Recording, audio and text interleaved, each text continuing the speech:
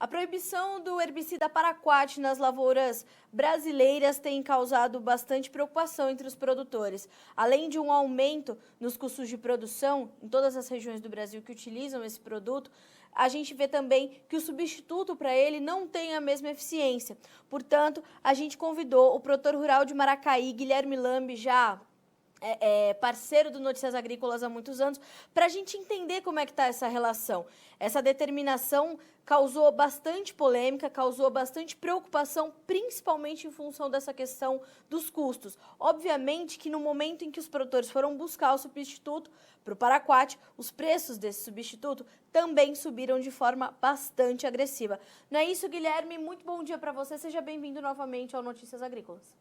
Bom dia, Carla. Bom dia a todos. Justamente isso.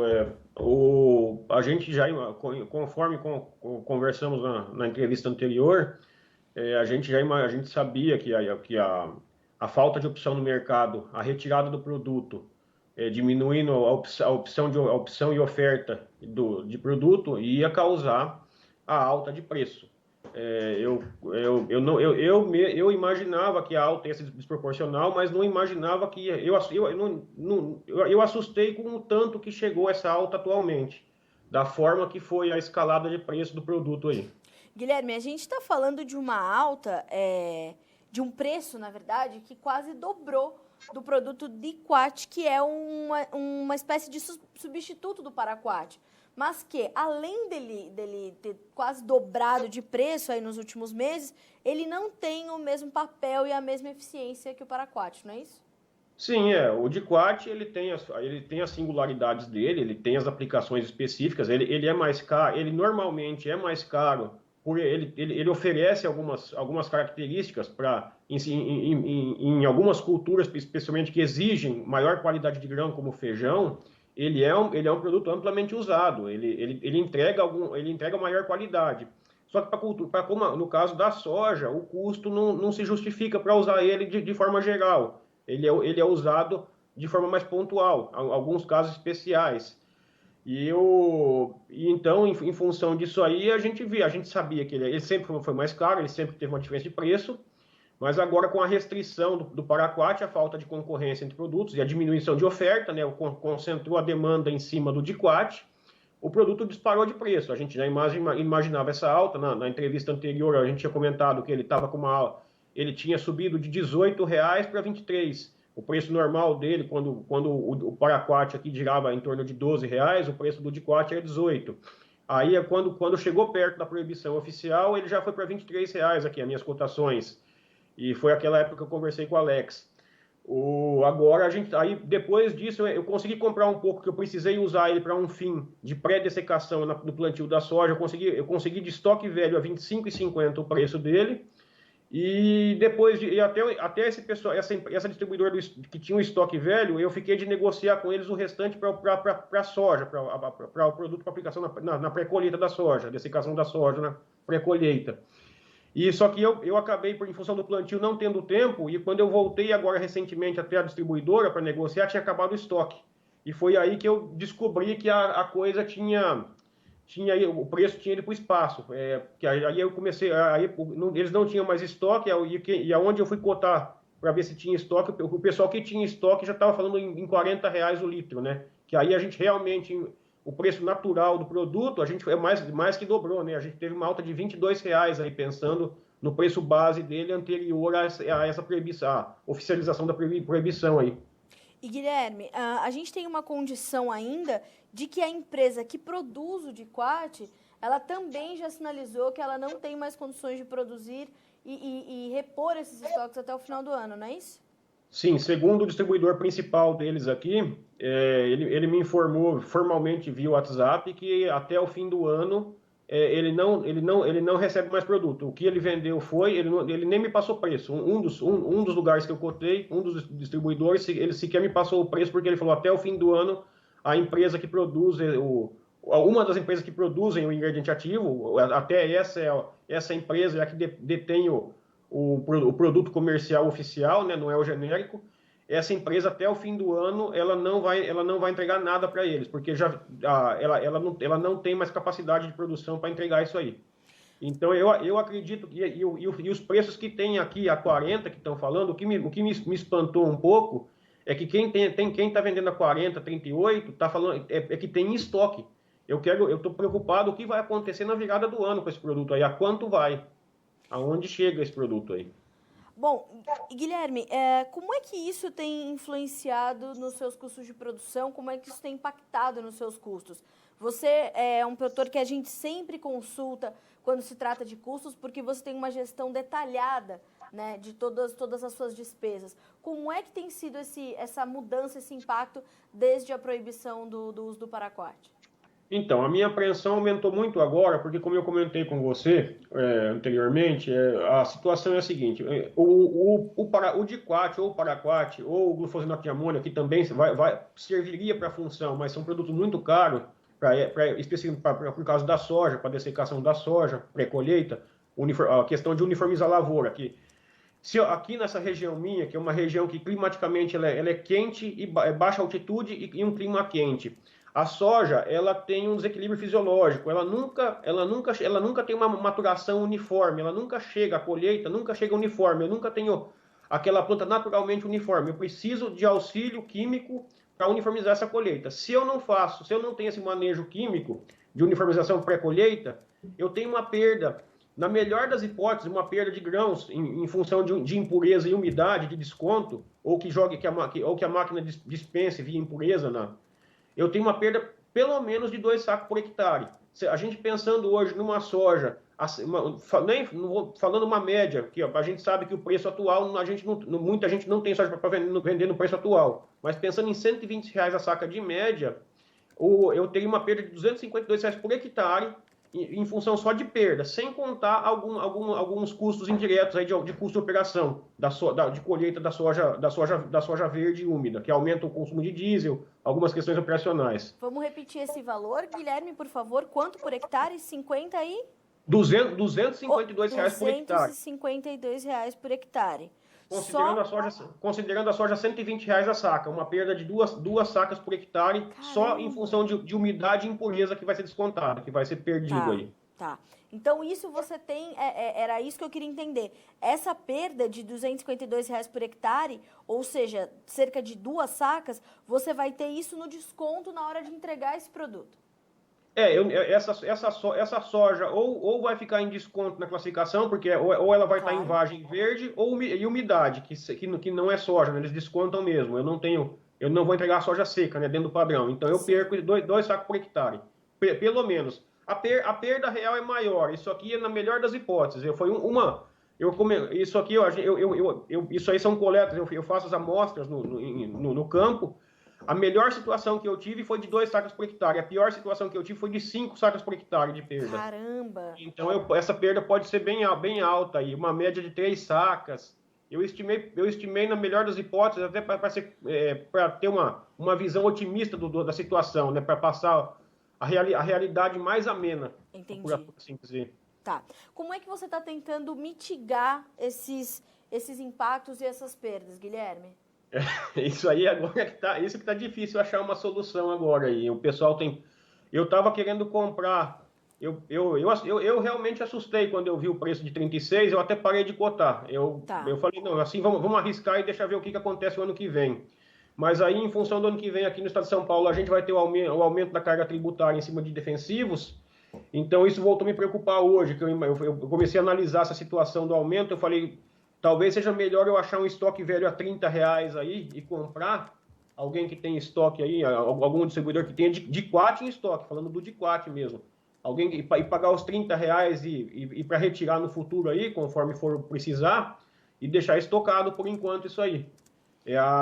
Porque eu acho que não vai ter deixar sem o prejuízo é maior, se não comprar. Eu acho que não é uma possibilidade de não fazer ele. Então, agora é assimilar o aumento de custo, e isso aí a gente sabe que, mesmo em commodity agrícola, vai acabar sendo repassado para o consumidor. Claro. Demora um pouquinho mais, mas o consumidor vai ter esse custo repassado aí a médio prazo. E, Guilherme, essas questões todas dos custos, e principalmente ligadas ao paraquat, ao diquat, a toda essa mudança que foi determinada aí esse ano, ultrapassa as fronteiras do mercado, da lei de oferta e demanda de qualquer mercado. A gente ainda tem as questões tributárias no estado de São Paulo, que é uma preocupação para você e para os teus colegas, né? Ah, sim, porque isso a gente não conseguiu, a gente não tem ainda um trabalho claro que determine o tamanho do impacto dessa alta de agora a gente vai ter uma carga, vai ter um imposto de 4,15% em cima de defensivos, sementes, insumos defensivos, que até parece que inclusive máquinas, né, equipamentos. Agora, o quanto que vai se. O quanto, esses 4%, arredondando o número, o quanto ele vai refletir enquanto ele vai refletir no custo no final da cadeia, quanto que vai ser o aumento de custo real, porque a gente sabe que 4% no início, na ponta, chega aqui, é imposto em cascata, imposto por imposto, a gente sabe que isso aqui acaba chegando com 10%, 15% ou 20%. Até alguns já comentaram que talvez o impacto final aí seria um aumento de 20% no custo dos produtos aí. Certo. Você sabe que a gente fez uma entrevista há alguns meses com uma representante da FAEP, a Federação de Agricultura do Estado do Paraná, que nos mostrou um aumento de 130% nos custos de produção do produtor brasileiro com a proibição do uso do paraquat, Guilherme. Sim, eu assisti na entrevista e ela falou em um valor de aproximadamente 500 milhões ao ano de aumento de custo por safra, né, para a área de grãos, né, pensando na área de grãos aí do Brasil. Exatamente. Guilherme, diante dessa experiência, dessa vivência que você está tendo aí por conta dessas mudanças, qual a orientação que você daria para os produtores que não estão só em São Paulo, mas que estão em outras regiões e precisam achar aí uma alternativa? Porque, como você falou, essa questão do paraquat, né, ele não era só um herbicida, ele traz essa uniformização da lavoura antes da colheita, né? Qual seria a orientação que você daria para os produtores que estão te acompanhando por aqui? A orientação agora é o momento de sentar, fazer o planejamento, calcular o retorno de investimento. Aí cada um necessita fazer o cálculo, ver a situação dele, porque a gente sabe que em situações de regiões climáticas diferentes, a perda pode ser maior ou menor, isso na colheita. Cada um analisar o quanto é a perda dele e analisar o retorno de investimento que ele tem aplicando o dessecante em questão de pré-colheita, qual que é o retorno que dá para ele analisar friamente a viabilidade, porque antes a gente sabia que quando o custo era baixo, intuitivamente você tinha algum retorno. Agora, a margem que isso vai dar vai ficar bem apertada, bem estreita. O retorno que ele está dando já está muito próximo, às vezes muito próximo do custo em algumas situações de aplicação. Aí talvez não seria mais viável. Analisar a viabilidade econômica de fazer isso. E cotar, né? Buscar agora o quanto antes aí, tentar procurar ainda empresas que têm, distribuidores que tenham o produto em estoque, que possam fazer um bom negócio, ou menos bom não, menos pior, vou usar até esse termo aqui, buscar uma situação menos pior e comprar logo, e comprar planejando para retirar, né? Não estocar na fazenda, porque a gente tem que lembrar a situação de furto, né? De roubo em propriedade rural. Isso aí é um atrativo para criminoso. Então, a sugestão que eu posso dar é o planejamento e agora planejar para ter capacidade de fazer uma compra bem feita no momento aí e bem planejada, pensando nessa parte de segurança da propriedade também. Guilherme, isso tudo também compromete, em partes pelo menos, a competitividade do produtor quando ele tem essa proibição à sua frente, quando ele não pode mais usar um produto como paraquat. Isso também, até porque você tem uma perda aí de 2 sacas por hectare até 5 sacas por hectare. Sim. Isso compromete a sua competitividade, Guilherme? Ah, com certeza. A principal problema vai ser o meu capital de giro vai diminuir, né? Eu vou ter uma menor disponibilidade de capital de giro. Isso aí vai refletir, se analisar indiretamente, menos capital de giro vai demandar que eu acesse mais recurso financeiro, o mercado financeiro para me financiar às vezes, tirando esse capital de giro. Aí envolve juros, envolve tarifas. Vira uma bola de neve. Tem um ciclo vicioso aí.